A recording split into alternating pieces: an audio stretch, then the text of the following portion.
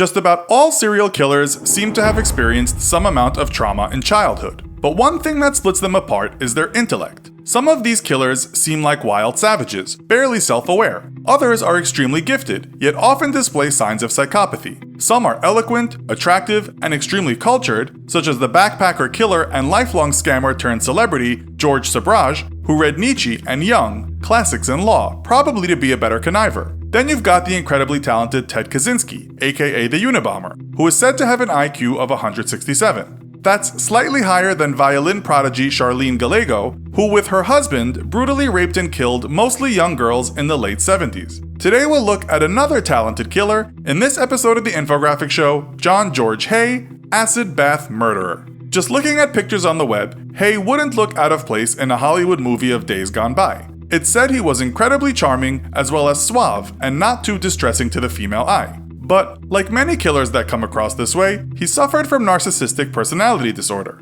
In short, that means someone who has feelings of grandiosity, is always seeking admiration, yet seems to have no empathy whatsoever. Do you know anyone who fits that description? If so, they can tick a box for possible future serial killer. So, our charmer Mr. Haigh was born July 24th, 1909. He grew up near a place called Wakefield, which is located in West Yorkshire, Northern England. They say it's grim up north in that part of the UK. Back in Haigh's day, it really was a grim place, being the backbone of industrial England. But it seems John wasn't sent to work down the coal mine or in one of the textile mills. No, this lucky lad had it easier than some. But he had some setbacks. Haigh is yet another serial killer that came from a very religious family. We sure are seeing a pattern in this series. In fact, Haigh's dad, it said, had a mark on his head that he told his son had been put there by God as a brand to show that he had sinned in the past. The dad apparently told young John that if he sinned, he'd get a mark too. But the mother could not fall victim to God's branding iron, as she was an angel. Not surprisingly, with this being told to John, he had a fuzzy sense of reality. He even committed a few sins as a child, and as he wasn't marked, it said he sinned some more.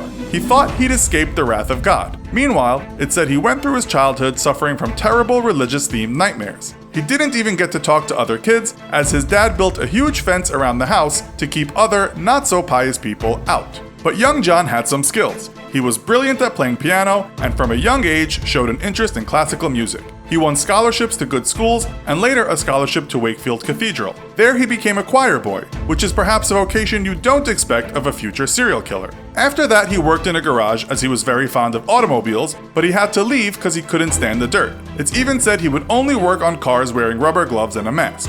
Haigh found a job to his liking, one that could be said to be in line with acts of cunning. That was working in advertising. But this is where his life of criminality started. He was fired for stealing. That didn't stop him from getting a wife though, and he was married in 1934 to a woman he hardly knew. She filed for divorce within a few months after our man was charged with fraud. The child inside her would later be adopted. So now we have a single man serving some time in jail. He gets out and becomes a recidivist, meaning he didn't stop committing fraud. In fact, he was jailed many more times for doing things such as forging signatures on checks when buying cars, or selling fraudulent stock shares that were too good to be true. He was good at his job as he was articulate, smart, and handsome, which goes a long way if you want to become a good fraudster. The problem was, he kept getting caught. And so, while sitting in his jail cell, he came up with a cunning plan. If it's the victims that keep getting me in trouble by blowing the whistle, just make sure there are no victims. Meaning, nothing left of them at all. Vanish them. His inspiration for this was a French serial killer named George Alexander Sarret, who had dissolved his victims in acid. Perhaps John should have read further, in that his inspiration ended up losing his head to the guillotine. Out of prison, Haigh got his hands on some sulfuric acid and dropped some mice in pots of it. Yep, they dissolved. Now, does that work on humans? Yes is the answer, and it's very effective. According to one story about certain ways of dissolving bodies, acid is a great way, although the fumes are terrible and it is dangerous as it can burn you. According to that same article, Haigh did this. He processed the bodies in a 45-gallon oil drum and reported that the victims dissolved completely in about 2 days. It said he did this to 6 people, but there could have been 3 more. Who were they and how did he kill them? More importantly, why the hell did he kill them? Maybe this quote from him can partly answer that. When I first discovered there were easier ways to make a living than to work long hours in an office, I did not ask myself whether I was doing right or wrong. That seemed to me to be irrelevant. I merely said, this is what I wish to do. He added, go after women. Rich, old women who like a bit of flattery. That's your market if you are after big money. But he didn't just kill older women. His first victim was a friend and former employer named William McSwan. He hit him over the head and threw his body in acid. A few days later, and McSwan was nothing but sludge. Haigh told McSwan's parents that their son had run away to avoid being called up for war. At the same time, Haigh was collecting his pension checks, living in and later selling his properties. He was flush with money at this point, but often gambled large amounts away. The parents became very suspicious, so Haigh invited them to his house after telling them their son was back and was dying to see them. Only they died after being hit over the head. Then they took a bath John had prepared for them.